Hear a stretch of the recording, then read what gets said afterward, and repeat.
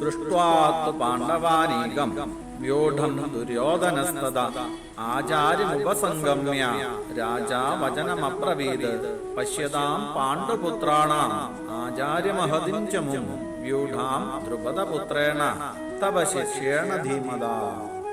ധൃതരാഷ്ട്ര മഹാരാജാവിന്റെ ചോദ്യം കേട്ട സഞ്ജയൻ കുരുക്ഷേത്ര യുദ്ധഭൂമിയിൽ താൻ കണ്ട കാര്യങ്ങളൊക്കെയും വ്യക്തമായി തന്നെ രാജാവിനോട് പറയുകയാണ്.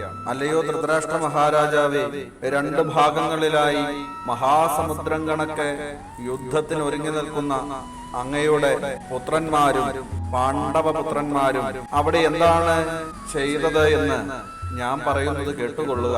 രാജാവേ, പാണ്ഡവന്മാരാൽ അണിനിരക്കപ്പെട്ട മഹാസൈന്യത്തെ കണ്ടിട്ട് രാജാവായ ദുര്യോധനൻ ദ്രോണാചാര്യരുടെ അടുത്തെത്തി ഇങ്ങനെ പറയുന്നു: ഹേ ആചാര്യ, അങ്ങയുടെ ശിഷ്യനും ബുദ്ധിമാനുമായ ദ്രുപദപുത്രൻ ദൃഷ്ടദ്യുമ്നൻ അണിനിരത്തിയിരിക്കുന്ന മഹാസൈന്യത്തിനെ അങ്ങ് ദർശിച്ചാലും എന്ന് പറയുകയാണ്. യഥാർത്ഥത്തിൽ ദുര്യോധനൻ പറയുന്നതായിട്ട് പാണ്ഡവ സൈന്യത്തിനെ പരിചയപ്പെടുത്തുകയാണ് ഇവിടെ ചെയ്യുന്നത്. തുടർന്ന് കൗരവ സൈന്യത്തെയും അതേ ദുര്യോധനെ കൊണ്ട് തന്നെ പരിചയപ്പെടുത്തുകയാണ് ഇവിടെ.